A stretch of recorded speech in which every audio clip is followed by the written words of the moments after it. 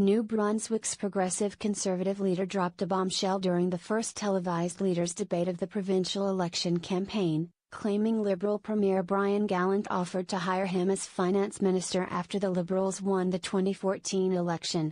For much of the debate, Gallant and PC leader Blaine Higgs clashed over each other's records, largely ignoring the other three leaders on the stage. Higgs then pulled a piece of paper from his pocket. "Brian Gallant rails on about my time as finance minister," Higgs said.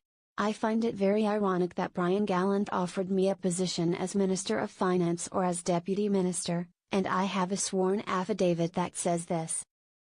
Gallant laughed, but Higgs persisted, saying he chose not to take the job because he felt the government was irresponsible. The young Liberal Premier quickly denied any job offer was made. "Blaine Higgs was not invited to be the finance minister of our government," Gallant said. "We have no interest in you being the finance minister of this government." "You'll swear an oath on that?" Higgs replied. "I will swear an oath on that, absolutely," Gallant said. An affidavit, later produced by Higgs, states that Gallant made the offer in a series of text messages exchanged after the election in October 2014.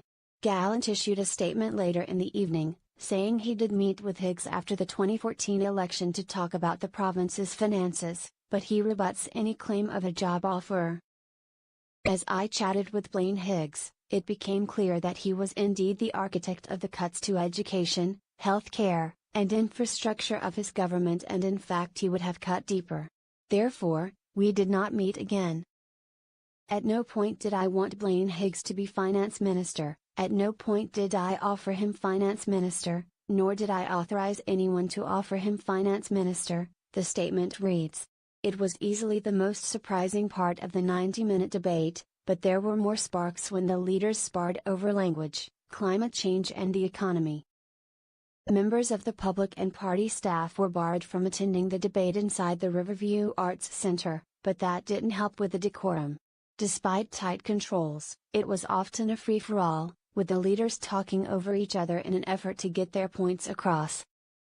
On language, People's Alliance leader Chris Austin said he'd get rid of language duality in the health and education systems and use the savings to improve service. "It's only when governments implement ridiculous policies that causes the tensions among us," he said. "That's why we are committed to ending duality. With a $14 billion debt, we would do well to afford one system. Let alone two.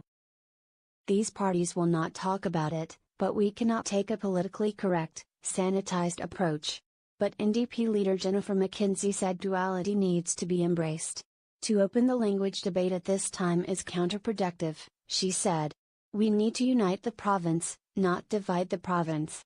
Gallant said his party's platform includes providing free second language training for adults in Canada's only officially bilingual province. Higgs said it's unfortunate that language is still a source of debate in New Brunswick. He said poor second language scores in the schools is the result of politicians constantly changing the curriculum. Green leader David Kuhn said both the Liberals and Tories have divided people. "We can't play favourites," he said. On the issue of climate change, the federal carbon tax became the target, with Higgs saying the Tories would fight it in court. He said large emitters need tougher regulations.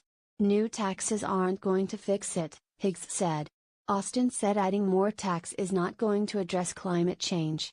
He said the government needs to help people move to solar, geothermal and other renewable energy sources. The Green Party also supports tougher limits on large emitters, but Kuhn also said there needs to be better public transportation across the province.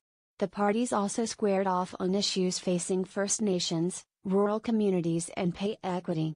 Higgs repeatedly accused Gallant of making expensive promises that will burden the province with more debt. "The reason our opportunities are being restricted is because money is being blown out the door by promises, expensive promises to buy votes," Higgs said, raising his voice.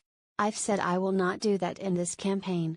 At one point in a debate over Indigenous rights, Kuhn took direct aim at Higgs, suggesting the Tory leader didn't understand some basic concepts about such a weighty issue. "The Indigenous people are rights holders, Mr. Higgs, not stakeholders," Kuhn said as Higgs looked on in silence. We have a government-to-government relationship with First Nations in this province, and we need to start behaving that way. To suggest that they are simply stakeholders has got to be insulting. Mackenzie also seized on the Indigenous rights issue, saying New Brunswick had to do a better job of making sure First Nations get the help they need. Right now, they are not getting the same level of service, the same level of health care, the same living conditions. They are struggling. And while we point fingers, they are hurting, she said. Gallant said his government had taken Indigenous issues seriously, pointing to negotiations to allow the proposed citizen mine to proceed. The leaders face each other again Friday in English and French language debates on Rogers TV. At dissolution, the seat count in the legislature was 24 Liberals, 22 Progressive Conservatives, 1 Green, 1 Independent and 1 vacancy. The election is set for September 24.